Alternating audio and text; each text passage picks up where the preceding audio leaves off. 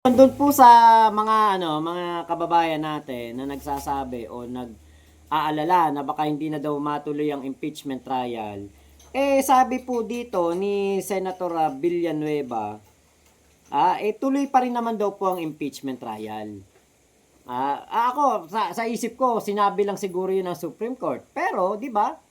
Hindi naman siguro pwedeng utusan ng Supreme Court ang Senado na huwag ituloy ang impeachment trial dahil wala namang kautusan. Buti sana kung sinabi ng Supreme Court na unconstitutional yan, hindi nyo pwedeng ituloy. Pero ang sinabi lang ng Supreme Court, unconstitutional yan.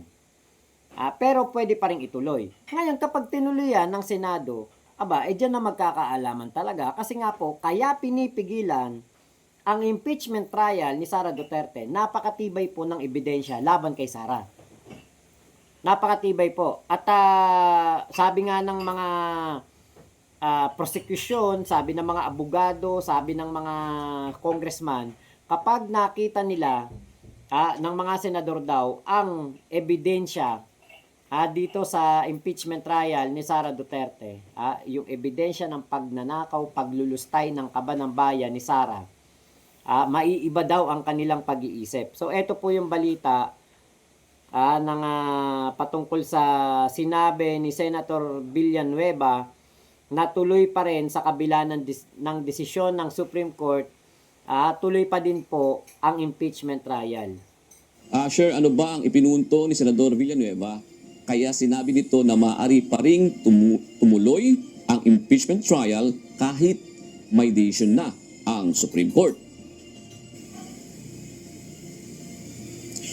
June, sui generis ang impeachment court. Ibig sabihin, unique, natatangi at may sarili itong uri o description.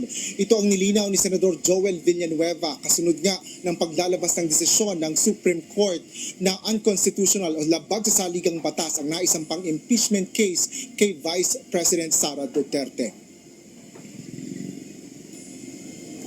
Paliwanag ni Senador Villanueva, nangyari na ito dati sa impeachment case ni former Chief Justice Renato Corona, kung saan pinagbotohan anya ng mga senator judge kung susundin nila ang desisyon ng Korte Suprema kaugnay ng impeachment trial sa dating Chief Justice. Giit ni Villanueva, nasa impeachment court pa rin ang desisyon. Supreme Court made that decision or not, the impeachment court will proceed.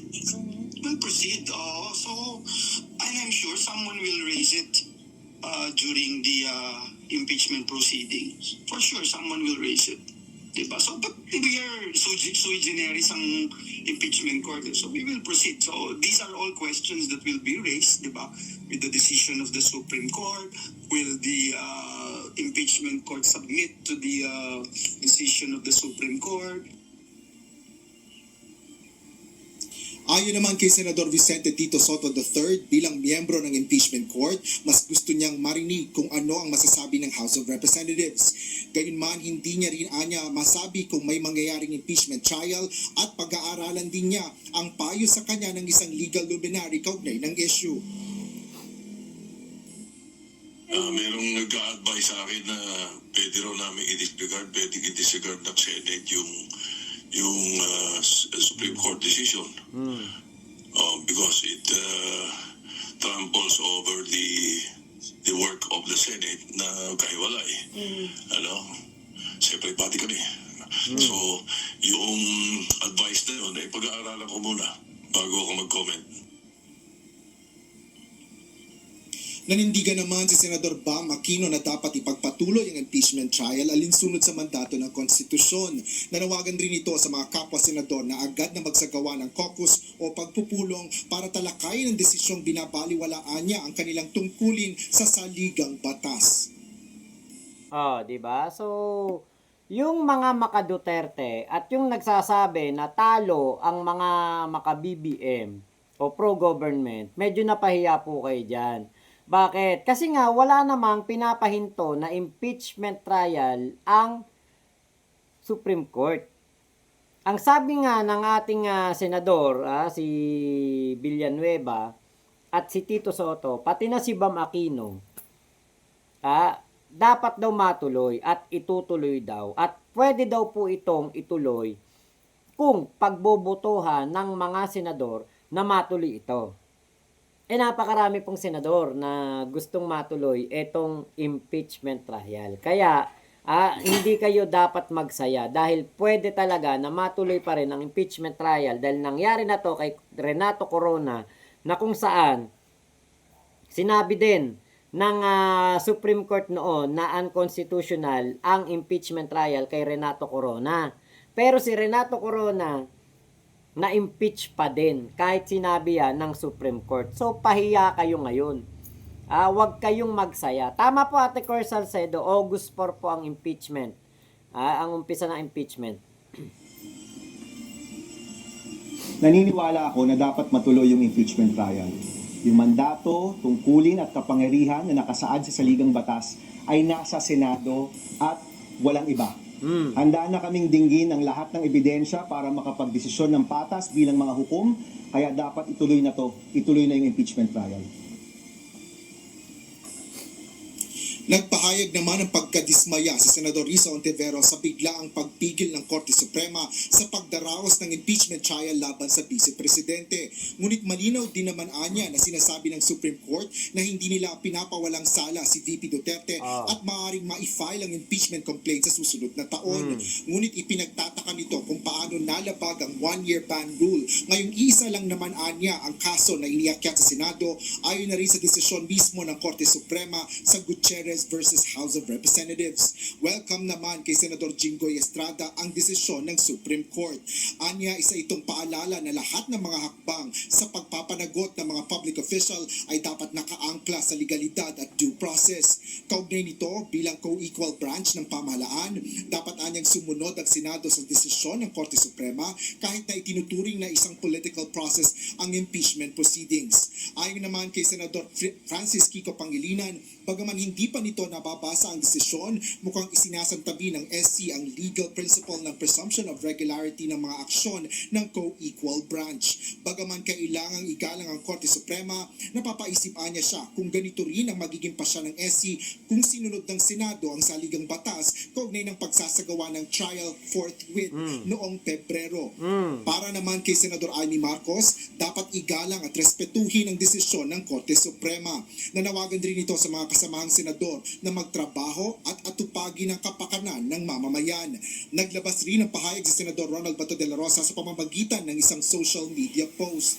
Anya, noong magmosyon ito na i-dismiss ang impeachment complaint kay VP Sara, guided o may patnubay ng Holy Spirit siya, katulad lang ng paglalabas ng pasya ng SC na unconstitutional ito. Bagaman nalulungkot si dating Senador Franklin Drilon, sinabi nito na hindi na dapat isagawa ang impeachment trial.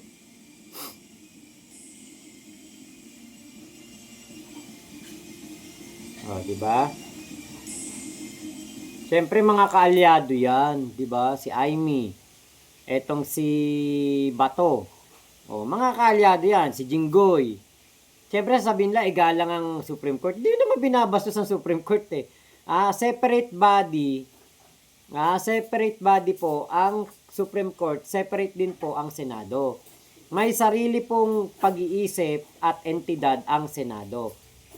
'Di ba? So sabihin man ng Supreme Court na unconstitutional etong impeachment trial ni Sara Duterte, ay wala po silang karapatan o wala silang kapangyarihan para sabihin na ihinto ito. Nasa mga senador pa rin ang huling halakhak o ang huling pagpapasya. Well, magkakaroon ng constitutional crisis kung gagawin nila yun. Sa akin, hindi na dapat gawin. At ang Korte Suprema ang siyang magpapasya sa lahat na isyong constitutional. Naglabas rin ng pahayag ang impeachment court kaugnay nito. Ayon kay impeachment spokesperson Attorney Reggie Tonggol, wini-welcome nila ang desisyon ng SC. Hinihintay na lang ng impeachment court ang formal na transmittal ng desisyon ng Korte Suprema at iba pang kaugnay na patnubay na maaaring makaapekto sa jurisdiksyon ng impeachment court. June sa ngayon ay wala pa rin namang nailalabas na pahayag kaugnay ng issue siya sa Senate President Francis Cheese Escudero. Yan ang latest dito sa Caloocan City. Balik sa'yo. Diba? So, may posibilidad pa rin po na matuloy ang impeachment trial at may posibilidad pa rin po na si Sara ay ma-impeach. Nasa Senado pa rin ang huling pagpapasya. Sila pa rin ang magdedesisyon, hindi po ang Supreme Court. Dahil ang Supreme Court, gabay lang. Pero, katulad nga po nung nangyari kay Justice Corona. Justice Corona nga ba yun? Ano ba pang, basta kay Corona. Oh. 'Di ba? Si Justice Corona noon, nagkaroon ng kumbaga decision din ang Supreme Court at sinabi rin na unconstitutional, pero na-impeach pa rin si Corona. Kaya nga, yung mga nagsasaya diyan ng mga DDS, yung mga nagpaparty diyan ng mga Makaduterte, magparty kayo kapag si Digong nakalaya na sa ICC. Kasi nga, malalaman pa lang natin kung itutuloy ito ng Senado sa mga darating na araw. Katulad yan sa August 4. O di kung ituloy ng Senado, walang problema, okay lang. O kung hindi man ituloy ng Senado, okay lang din. Walang problema. Bulok pa rin naman sa kulungan si Digong eh. 'Di ba? Bulok pa rin naman sa kulungan si Digong. Ang masama, kung sinabi ng ICC na kapag hindi natuloy ang impeachment trial ni Sara, papauwiin nila si Digong dito sa ating bansa.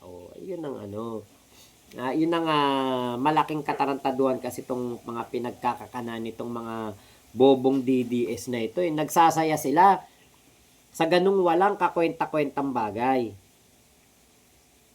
Okay, eto.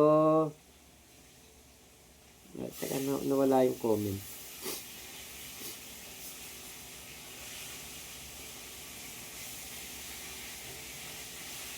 Kay sabi ni Tata Malata, nakuha sa kaka-delay. Oo nga. Kay Sansan, gawin na lang legal ang pagnanakaw. Walang kwentang mga Senado. Abolish the Senate. Mag-people power na tayo. Naku, wag na people power. Matutuloy yan. Petronia Estigoy, wag muna kayo mag-celebrate mga didilis. Di pa tapos ang laban. Abangan nyo yan. Tama po. Sabi ni Sansan, ICC na lang asahan natin. Kaaruba TV, ayan, shoutout po So ngayon, di ba, narinig natin sa balita, ang mga ibang senador gustong matuloy ang impeachment trial. Yung iba naman, okay lang sa kanila na wag na lang ituloy daw at igalang daw ang Supreme Court. Siyempre, yung mga kampi kay Sara, sasabihin yun, igalang na lang natin ang Supreme Court. Pero, di ba, hindi pwedeng baliwalain ang boses ng taong bayan. 66% ng mga Pilipino ang gusto po na maparusahan si Sara Duterte sa kanyang ginawang pagnanakaw sa mga Pilipino. Separation of powers naman yan. Anong magagawa dyan ng SC? Tama nga. Kasi nga, wala naman tinuturo ang Supreme Court eh. Yours pa, ano nga? Wala namang sinabi ang Supreme Court na ihinto ang impeachment trial. Hindi pwedeng ituloy dahil unconstitutional. Wala namang sinabing ganun eh. Kaya po hindi dapat magsaya. Walang dapat ipagsaya kasi ang Supreme Court po iba, ang Senado iba. So, nasa Senado pa rin ang huling pagpapasya dyan. Oy, Moon Clive from Maine, USA. Ayan po, hello po. Kaya mga didilis, wag muna kayo magsaya, mga DD-sheet, mga DD-EBS, mga kampo ni Digong. Magsaya kayo kapag si Digong umuwi na ng Pilipinas.